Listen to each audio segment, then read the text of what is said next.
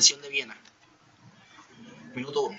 Concepto y clase de tratados, alcance de la Convención de Viena de 1969. Primera pregunta. ¿A qué tipo de tratados se aplica la Convención de Viena? ¿Qué acuerdos no están regidos por la Convención de Viena? La respuesta a esta pregunta sería: se aplica entre los tratados entre estados. La Convención de Viena no se aplica a los acuerdos internacionales entre estados y otros sujetos de derecho internacional, ni a los acuerdos internacionales no celebrados por escritos. Segundo, ¿cómo se define tratados a los efectos de la Convención de Viena?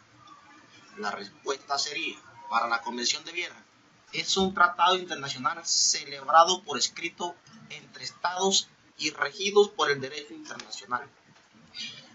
Tercera pregunta: ¿qué otra definición de tratado conoce? La respuesta sería: para la Real Academia de la Lengua Española, bajo el concepto de derecho internacional, es un acuerdo entre estados u organizaciones internacionales con la finalidad de establecer normas de adhesión o de resolver problemas concretos. Cuarta pregunta: ¿cómo pueden clasificarse los tratados de acuerdo con la doctrina internacional? La respuesta sería: se pueden clasificar según el número de estados que forman parte de un tratado y según el contenido sustantivo del mismo. Esta clasificación, a su vez, tiene una subclasificación, la cual, vista de manera esquemática, sería de la siguiente forma. Primero, según el número de tratados. Segundo, bilaterales y multilaterales. Tercero, según el contenido sustantivo de los tratados. Cuarto, que regulan normativos y los tratados que crean organizaciones internacionales. Quinta pregunta: ¿qué otro tratado se ocupa del derecho de los tratados, además de la Convención de Viena de 1969? La respuesta: la Carta de las Naciones Unidas consta de principios los cuales son tenidos en cuenta e integrados a la Convención de Viena, por lo que sería correcto apreciar que dicha carta se ocupa del derecho de los tratados de una forma u otra. Celebración de los tratados. Primera pregunta: ¿a qué sujeto de derecho internacional reconoce la Convención de Viena capacidad para celebrar tratados? ¿Significa ello que el resto de los sujetos de derecho internacional no tienen esta capacidad? La respuesta sería: la Convención de Viena reconoce a los estados para celebrar los tratados. El resto de los sujetos de derecho internacional no tienen la capacidad para celebrar tratados, puesto que solo se celebran de estado a estado. Segunda pregunta: ¿quiénes pueden participar en el proceso de la celebración de los tratados representando a un estado? ¿Qué funcionarios pueden hacerlo sin necesidad de presentar plenos poderes? Indique hasta qué etapa pueden actuar en tal sentido. La respuesta sería: las personas pueden representar a un estado, pueden participar en el proceso de celebración de un tratado, representando a su estado. Los jefes de gobierno, ministros de Relaciones Exteriores, para la ejecución de todos los actos relativos a la celebración del tratado. Esto sin la necesidad de tener plenos poderes. También los jefes de misión diplomática para la adopción del texto de un tratado entre el Estado acreditante y el Estado ante el cual se encuentran acreditados. Tercera pregunta: ¿cómo se adopta el texto de un tratado restringido y el de un tratado multilateral, celebrado en la conferencia internacional donde participe un gran número de estados? La respuesta sería: la adopción del texto de un tratado restringido y de uno multilateral celebrado en una conferencia internacional se efectuará por la mayoría de los 2/3 de los estados presentes y votantes, a menos que estos estados decidan por igual mayoría aplicar una regla diferente. Cuarta pregunta: ¿cómo se autentica el texto de un tratado? La respuesta sería: para que el texto de un tratado quede auténtico y definitivo, mediante el procedimiento que se prescriba o en el que convengan los estados que hayan participado en la elaboración. A falta de tal procedimiento, mediante la firma ad referendum o la rúbrica expuesta por los representantes de estos estados en el texto tratado con el acta final de la conferencia en la que figure el texto. Quinta pregunta: ¿Qué efectos produce la autenticación? Sería, mediante la autenticación de este texto queda fijado de manera solemne como el contenido definitivo, auténtico e inalterable del tratado. Sexta pregunta. ¿Qué es la firma ad referendum? ¿Qué efecto produce o puede producir? Esta sería, es la firma que se realiza sujeta a otro acto posterior que le dé eficacia, es decir, que debe ser refrendado y tiene los mismos efectos jurídicos que la ratificación. Séptima pregunta, ¿qué es la rúbrica? ¿Qué efecto produce o puede producir? La respuesta sería, la rúbrica de un texto equivaldrá a la firma del tratado cuando conste que los estados negociadores así lo han convenido. Octava pregunta, ¿cuáles son los modos de manifestar el consentimiento y obligarse por un tratado previsto en la Convención de Viena? La respuesta sería, el consentimiento de un Estado en obligarse por un tratado será un tratado. Para manifestarse mediante la firma, el canje de instrumentos que constituyan un tratado de ratificación, la aceptación, la aprobación, la adhesión o en cualquier otra forma que se hubiere convenido. Novena pregunta, ¿cuáles son los modos de manifestar el consentimiento previsto en la Convención de Viena, aplicables a los tratados en forma simplificada? La respuesta sería, el consentimiento de los tratados en obligarse por un tratado constituido por instrumentos canjeados entre ellos, a. Cuando los instrumentos dispongan que su canje contenga efectos, b. Cuando conste de otro modo que los estados han convenido el canje de los instrumentos. ¿Cuáles son los modos por los cuales un Estado puede obligarse en un tratado de buena y debida forma? La respuesta sería, el consentimiento de un Estado en obligarse por un tratado se debe manifestar en buena y debida forma a través de la forma de representante. A. Cuando el tratado disponga la firma, tendrá ese efecto. B. Cuando conste de otro modo que los estados negociadores han convenido que la forma tenga ese efecto. C. Cuando la intención del Estado de dar ese efecto a la firma se desprenda de los plenos poderes de su representante o se haya manifestado durante la negociación. Pregunta, ¿qué efectos produce y qué efectos puede eventualmente producir la firma de un tratado? La respuesta sería, los tratados producen plenos efectos entre las partes y solo éstas pueden limitarlos mediante una estipulación en el propio tratado o por medio de reservas. Efectos que eventualmente pueden producir la firma de un tratado. A.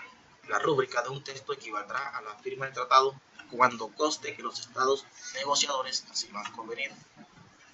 B. La firma a referéndum de un tratado por un representante equivaldrá a la firma definitiva del tratado si su estado lo confirma. 12ª pregunta. Define ratificación. La respuesta sería, acto de aprobación dada a un tratado por los órganos internos competentes para obligar a un Estado internacionalmente. ¿Qué Estado tienen derecho a ratificar un tratado? En el caso de los tratados bilaterales, la ratificación se efectúa por lo general mediante el canje de los instrumentos requeridos. En el caso de tratados multilaterales, el procedimiento normal consiste en que el depositario recoja las ratificaciones de todos los estados y mantenga a todas las partes al corriente de la situación. ¿Cuáles son las formas mediante las cuales un estado puede ratificar un tratado? Esta sería A. Cuando el tratado disponga de tal consentimiento de manifestarse mediante la ratificación. B. Cuando conste de otro modo que los estados negociadores han convenido que se siga la ratificación. C. Cuando el representante del Estado haya firmado el tratado a reserva de ratificación. D. Cuando la intención del Estado de firmar el tratado a reserva de ratificación se desprenda de los plenos poderes de su representante o se haya manifestado mediante la negociación. Define la adhesión. Se entiende por adhesión el acto internacional así denominado por el cual un Estado hace constar que en ámbito internacional su consentimiento en obligarse por un tratado. ¿Qué estados pueden obligarse mediante la adhesión y en qué tratados? A. Cuando el tratado disponga que ese estado puede manifestar tal consentimiento mediante adhesión. B. Cuando conste de otro modo que los estados negociadores han convenido que ese Estado puede manifestar tal consentimiento mediante la adhesión. C. Cuando todas las partes hayan consentido anteriormente que ese Estado puede manifestar tal consentimiento mediante la adhesión. Es necesario que un Estado manifieste su consentimiento respecto de todo el tratado, o podría hacerlo solo respecto a alguna de sus disposiciones. Ubique el artículo de la Convención de Viena que refiere a este punto. La respuesta es: Estado puede manifestar su consentimiento respecto de todo al tratado y también respecto de algunas disposiciones mediante la firma del canje de instrumentos que constituyan un tratado de ratificación, la aceptación, la aprobación o la adhesión o en cualquier otra forma que hubiere convenio. 19. Define Estado negociador, Estado signatario, Estado contratante, Estado parte y tercer Estado. Si en alguno de estos supuestos no consta una definición en la Convención de Viena, constrúyela. Pues sí consta. Estado negociador es un Estado que ha participado en la adopción y elaboración del tratado. Estado contratante es un Estado que ha consentido en obligarse por el tratado haya no entrado en vigor. Estado parte es un Estado que ha consentido en obligarse por el tratado y por respecto al cual éste entra en vigor. Tercer Estado es un Estado que no es parte del tratado. Estado signatario es un Estado que se compromete o firmaron un tratado. ¿Qué obligación tienen los Estados de la firma del tratado de acuerdo con el artículo 18 de la Convención de Viena? ¿En qué supuestos es a dicha obligación? La respuesta sería: un Estado deberá abstenerse de actos en virtud de los cuales se frustren el objeto y el fin de un tratado. Si ha firmado el tratado o ha canjeado instrumentos que constituyan el tratado a reserva de ratificación, aceptación o aprobación, mientras no haya manifestado su intención de no llegar a ser parte del tratado, si ha manifestado su consentimiento en obligarse por el tratado durante el periodo que proceda a la entrada en vigor del mismo y siempre que ésta no se retarde indebidamente. De ejemplo de tratados que entran en vigor de distintas maneras. Busquen algún compendio los tratados internacionales. Como ejemplo podemos tener los tratados de paz, amistad, límites y arreglo definitivo entre Estados Unidos de México y Estados Unidos de América, cual es conocido como Tratado de Guadalupe Hidalgo. Tratado de multilateral restringidos, Convención Internacional contra la Toma de Rehenes, Tratado Multilateral Generales, Convención de las Naciones Unidas sobre el Derecho del Mar en 1982. ¿Qué disposiciones convencionales se aplican ante la entrada en vigor del tratado pertinente? El alcance de la presente convención, términos empleados, no tendrá en cuenta los acuerdos no convenidos en el ámbito de la presente convención y retroactividad de la presente convención, tratados constitutivos de organización internacionales y tratados adoptados en el ámbito de una organización internacional. ¿Qué efecto produce la aceptación de una reserva por parte de otro Estado contratante? Respecto al Estado reservante en relación con el que aceptó la reserva, el efecto será modificar con respecto al Estado autor de la reserva en sus relaciones con esta otra parte las disposiciones del tratado a que se refiere la reserva en la medida determinada por la misma y en la misma medida en relaciones de esta otra parte con el Estado reservante. Esta norma es llamada reciprocidad de las reservas. ¿Qué relación existe entre un Estado parte que aceptó u objetó una reserva de otro Estado respecto de cualquier otro Estado parte del tratado que no formuló ningún tipo de reservas? Una reserva o la objeción de la reserva habrán de formularse por escrito y comunicarse a los Estados contratantes. ¿Cómo deben formularse las reservas? Un Estado puede formular una reserva al momento de firmar, ratificar, aceptar o aprobar un tratado o adherirse al menos que el tratado anuncie los artículos sobre los cuales no se puede hacer una reserva y el artículo de mención no se encuentra en la lista.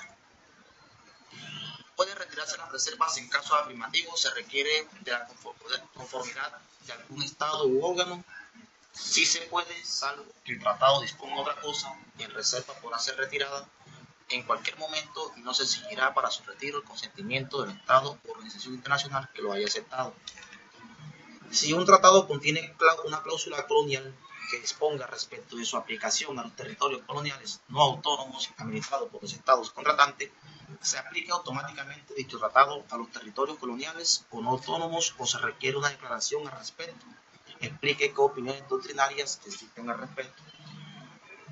Aún cuando la Convención no contiene ninguna disposición referida al ámbito de validez territorial, el derecho internacional en general regula la cuestión. Conforme a esto, un tratado en vigor será obligatorio para las partes en la totalidad de su territorio. ¿Cuáles son los métodos de interpretación auténticos? Cuando un tratado haya sido autenticado en dos o más idiomas, el texto hará igualmente fe en cada idioma, a menos que el tratado disponga o las partes convengan que en caso de discrepancia prevalecerá uno de los textos. ¿Qué instrumentos o actos que no integran el texto deben tenerse en cuenta para la interpretación auténtica? Todo acuerdo ulterior de las partes acerca de la interpretación del tratado de la aplicación de sus disposiciones, toda ulteriormente seguida de la aplicación del tratado por la cual conste el acuerdo de las partes acerca de la interpretación del tratado, todas las formas pertinentes de derecho internacional aplicable en las relaciones entre las partes.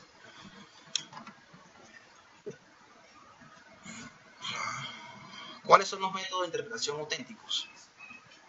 Cuando un tratado haya sido autenticado en dos o más idiomas, el texto hará igualmente fe en cada idioma, a menos que en el tratado disponga o las partes convengan que en caso de discrepancia prevalecerá uno de los textos. ¿En qué consiste el método subjetivo de la interpretación en que el artículo e inciso de la Convención de Viena se hace referencia a él? Hemos considerado como métodos subjetivos aquellos que requieren una interpretación de la situación basándose en técnicas que, si bien pueden ser realmente estructuradas, habitualmente son muy flexibles en cuanto a su diseño y método de aplicación. Antes de continuar, hemos entrecomillado el término que consideramos actual que con los objetivos, que es una aceptación en numerosas ocasiones totalmente arbitraria y que se otorga en función de quien realiza la evaluación o en función del fin de la misma e incluso en función de los resultados. Dicho esto, hemos seleccionado dentro de este apartado dos métodos que consideramos abordan específicamente el problema que nos preocupa y son: consiste en observar, es decir, ver, escuchar y sentir los fenómenos que queremos estudiar. A veces es la única técnica posible para la recogida de datos, puesto que no requiere necesariamente la colaboración del trabajador, pero en la observación es importante definir previamente qué nos interesa observar y posteriormente observar. ¿Qué es una declaración interpretativa? ¿En qué se diferencia de una reserva? ¿Qué parágrafo, qué inciso del artículo 31 se refiere a las declaraciones interpretativas? La declaración interpretativa, a diferencia de la reserva, no se encuentra regulada en la Convención. Sin embargo, la Comisión de Derecho Internacional de 1999 propuso la siguiente definición: declaración unilateral: cualquiera sea su enunciado o denominación hecha por un Estado o por una organización internacional con el objeto de precisar o aclarar el sentido o el alcance que ese Estado o esa organización internacional atribuye al tratado o alguna de sus disposiciones. Una declaración unilateral, cualquiera que sea su enunciado o denominación hecha por un Estado o por una organización internacional, al firmar, ratificar, confirmar formalmente, aceptar o aprobar un tratado o al adherirse a él, con el objeto de excluir o modificar los aspectos jurídicos de ciertas disposiciones del tratado en su aplicación a ese Estado o a esa organización. ¿Qué dice la Convención de Viena en cuanto a la interpretación de textos igualmente auténticos en distintos idiomas en los que hay una diferencia de sentido en alguna de sus disposiciones? Lo que dice es lo siguiente: cuando un tratado haya sido autenticado en dos o más idiomas, el texto hará igualmente fe en cada uno de los idiomas, a menos que el tratado disponga o las partes convengan que en ese caso de discrepancia prevalecerá uno de los textos. ¿Qué requisitos deben darse según la Convención de Viena para que un tratado otorgue derecho a terceros estados? ¿Cómo pueden revocarse tales derechos? Tratados en que se prevén derechos para terceros estados. Primero, una disposición de un tratado dará origen a un derecho para un tercer estado, si con ella las partes de un tratado tienen la intención de conferir ese derecho al tercer estado o a un grupo de estados al cual pertenezca, o bien a todos los estados, y si el tercer estado no estado asiente a ello, Su asentimiento se presumirá mientras no haya indicación de contrario, salvo que el tratado disponga otra cosa. ¿Qué sucede si un tercer estado se adhiere a un tratado enmendado? ¿Qué relación va a tener con cada uno de los estados partes del tratado enmendado y sin enmendar? Una disposición de un tratado dará origen a una obligación para un tercer estado. Si las partes en el tratado tienen la intención de que tal disposición sea el medio de crear la obligación, si el tercer estado acepta expresamente por escrito esa obligación. Nulidad y terminación. Distinga entre nulidad y terminación de los tratados. La nulidad, terminación o denuncia de un tratado, el retiro de una de las partes o la suspensión de la aplicación del tratado, cuando resulten de la aplicación de la presente convención o de las disposiciones del tratado, no menoscabarán en nada el deber de un Estado de cumplir toda la obligación enunciada en el tratado a la que esté sometido en virtud del derecho internacional independientemente del tratado. ¿Cuáles son las causales de nulidad absoluta? Nulidad absoluta, falta de competencia para celebrar el tratado, extralimitaciones de poderes, error, dolo, corrupción de representante. ¿Qué causales de nulidad terminan o suspensión admiten la alegación de Stoppel? ¿Qué causales no lo permiten? Para aplicar este mecanismo de defensa es necesario que exista una situación creada por la actitud de un Estado que haya llevado a otro Estado a adoptar un determinado comportamiento derivado directamente de la primera postura del otro Estado. En este supuesto no resulta posible al Estado que generó esa conducta hacer alegaciones contra la misma o manifestarse en sentido contrario. Muchas gracias y fue un placer.